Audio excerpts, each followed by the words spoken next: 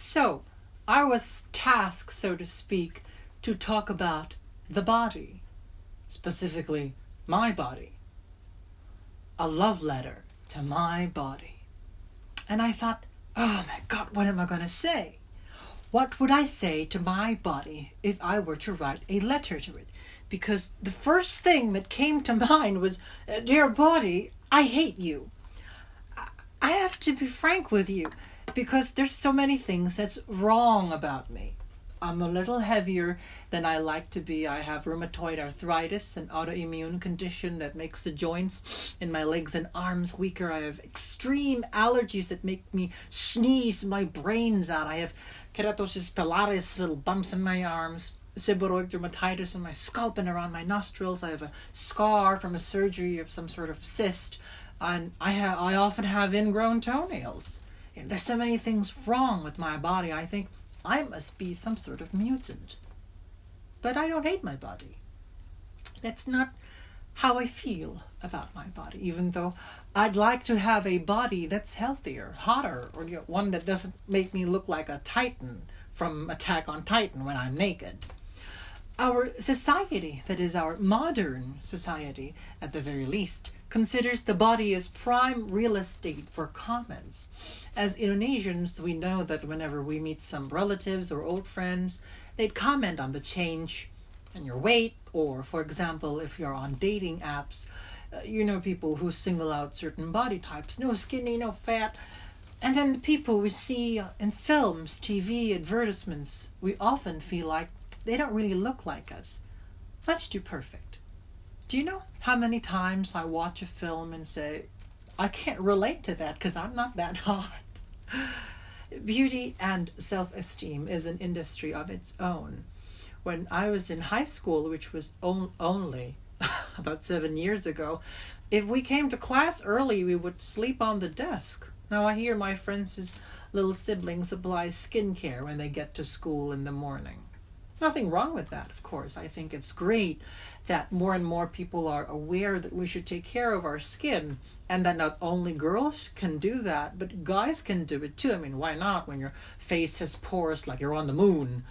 But of course, logically then, because of heightened consumption, the industry profits more and more in newer ways by introducing newer ranges and varieties of products, competition, but that's just capitalism, right? But it's not only in the beauty industry, it's in nearly every aspect of our lives. It is in the media we consume, in the food we eat. Vegan and gluten-free diets become popular, even though I bet most people can't even explain what gluten is. Because, they're considered as healthier or more sustainable options, and you would look better eating them. But because of how pervasive beauty and self-esteem are and the values that we hold, how beauty and self-esteem are industrialized and profited from in our society, certain standards are upheld, and we subconsciously hold each other, including ourselves, to these often very high standards that not many can reach or access. I remember times when I would show certain parts of my body, or when some people would take notice on them and say, you should exercise more, or you should go to the gym. Regardless of whether or not we're close, I think that's very rude. Yes, of course I understand the importance of exercise and the benefits of living a healthy life. But what do these comments imply? Especially when we never ask for these people to make comments. Does that mean that we are not good enough as we are? That something needs to be fixed? Think of how many self-esteems have been ruined by comments like this. It's great if you go to the gym and it makes you feel good about yourself and you're able to maintain your fit physique and health. But even when you're looking for a membership discount by asking people to join a gym, don't say things like that to people, because these comments imply something beyond going to the gym or exercising or living a healthy life. These comments imply a sense of value on our self-esteem.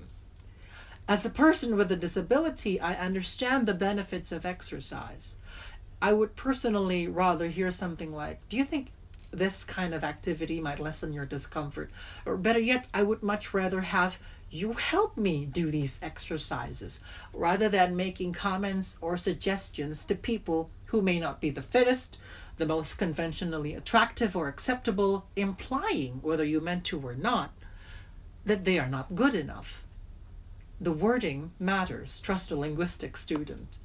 For those of us who struggle to accept that we are worthed, every little word can sting. You're not rewarded for just being honest or telling the truth. That's just being a jerk. Now, I have been on both sides of the spectrum, as in, growing up I was skinny, and my grandpa called me ugly. Then I became fatter, and my friend said that I look ugly. Then I became skinnier, and people thought I was doing drugs. No, I was just eating tempeh all the time.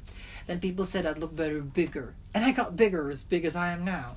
And they said, I think I meant muscular. And that's when I said, enough! You'll never please other people if you live for their approval. Whatever you are, and if you think you'd look better as something else, I wish you well. I hope you're doing that because that's what you want, not just out of pressure. Don't torture yourselves, and understand that if you can't get where you want to be right now, it's okay. Take your time and do it at your own pace. Go and fail a couple of times too, learn from it, but just don't devalue yourself because you can't be something or someone else. We are currently the best version of ourselves that we can be, and this is the best that we can do for now. Our happiness and self-esteem should not depend on people who have run out of things to say and start commenting on our bodies. Now, if we can and should be nicer to others by not making such comments, I think that means we should also be nicer to ourselves by not making ourselves go through hell. Now, I know it's not easy to be nice to ourselves. We can be nice to a lot of people, but to ourselves, sometimes we're very hard on ourselves, aren't we? So I'm not here to dig deeper into your issues. I'm not your therapist, and neither am I going to dig deeper into my issues, because that's none of your business. Right now, what I want to do is to address the standards that we uphold to our bodies. One thing that really gets on my nerves is to talk about preferences, like in terms of dating or marrying people. Like you'd say, oh, I don't hate fat people, I just have another preference. A preference for what? Hot people? And what makes them hot? And they'd say something like, so what? It's just a preference. The thing is, it's never just a preference. Whether it's about weight, skin color, hair, or whatever, when we prefer something, it's not just because of biological factors that we attribute to Charles Darwin and evolution. It is also because it has been socialized to us. When we were kids in our families, values were transferred that favored this preference. Maybe your mother always criticized your weight. And then at school, when we got older, and then our communities, and then in popular media, where these preferences are subconsciously transferred and we accept them as just the way things are. The thing we have to understand is that things are the way things are because of other things, and these other things have the potential to be harmful. Which is why I think it's nonsense when schools have anti-bullying seminars or whatever, telling kids not to bully their classmates for being different, because we're addressing only the symptom, not the cause. The cause is that we hold each other to certain standards, what counts as normal, as attractive, as acceptable, and when we don't conform to these standards, that's why people bully. That's why people make judgmental comments. It all comes from a sense of maintenance of values. You're not obliged to change your preferences. Nobody can or should force you to do that. But you can start being critical of what you accept as just the way things are. Understand why you think that way. And when a conflict happens in life that has to do with it, communicate it respectfully or find some other way to deal with it as long as you've understood it. Be skinny, but not too skinny. Maybe a little bigger, but not too big. Great if you can tone your body, but not too toned. No wonder we end up picking little parts of ourselves. We're too much of this. We're not enough of that. We think of people as parts we can pick and choose from, as if our bodies are separate parts of ourselves. We're not. We are whole, body and soul. Now, because of these standards, people who are able to conform to these standards hold certain kinds of privileges. A privilege basically means something that is given to you without exactly earning it, or something that maybe you can work hard for, but for others it is systematically impossible or difficult for them to attain. Which brings me to the next issue, beauty privilege. Some people don't believe in beauty privilege. They say that they also have problems, even when they're conventionally beautiful. Some of them even wonder what it feels like to be liked for their personality or talent instead of their looks. Must be a tough life. I often hear this from models, and I get it. There's a constant pressure for them to maintain their looks because it's part of their profession and their art.